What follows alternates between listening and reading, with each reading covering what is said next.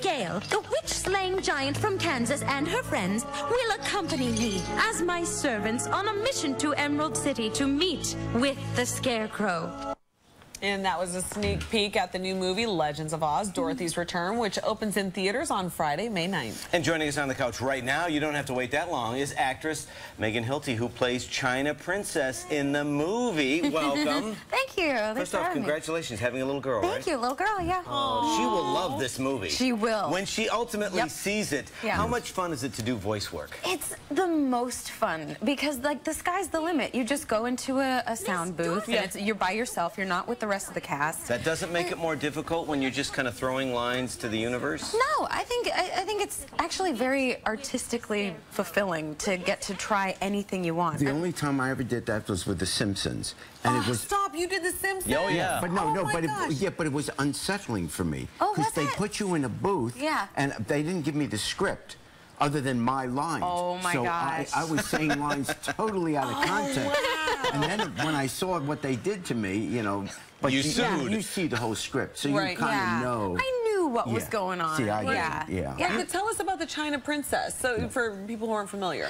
Well, I mean, and she is a character that's in the books, in the Oz books, so it's not like a brand new character. Right. But she's a China doll, and she rules over dainty China country, and she's kind of a bit of a spoiled brat in the beginning. That must be fun. Oh, it's my favorite. But then by the end of the film, you know, she learns from all of her friends, you know, and she becomes a better person because of that. In the book, is China a communist country?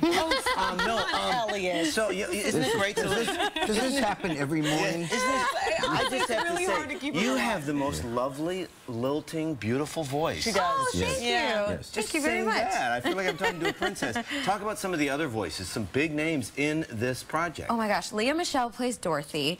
You have Hugh Dancy, Dan Aykroyd, Martin Short, Kelsey Grammer, Patrick Stewart, Bernadette Peters. I mean, like, the list goes on and on and on. Huge names. Oliver Platt is amazing. He plays Wiser the Owl. I mean, it's a great film, and it's a musical, so we sing and do all that stuff. Yeah, but you know, animated films have been such a hit at the box office lately. So why do you think people like them so much? I don't know. I think there's something really universal about them. I mean, you can bring your kids to it, but it's still smart enough and that it's still entertaining. Exactly. That the adults aren't driven crazy by them. So it's fun for everybody. Yeah.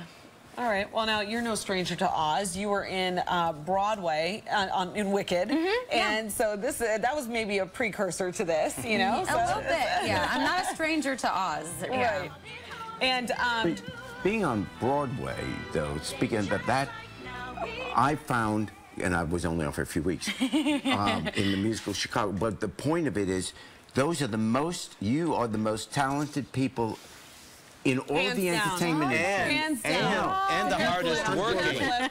Being on Broadway is tougher than any other thing you do in show business. It is the hardest job. 8 shows a week. Yeah, it's no joke. But it's also the most rewarding, I think. Yeah, but I mean, you've been on TV, you've done a series, and I mean, just comparing it, really, is it truly hard, the most grueling? Yeah, I mean, on Smash, we had like 16-hour days, you know, but that lifestyle is not the same as doing 8 shows a week. Because there are no retakes. Yeah, exactly. You are out there, and it's not just knowing your own lines, you have to know everyone else's, because if they screw up, you can't just say your line, because it's totally out of context. That scared the hell out of me. I'll never do that again.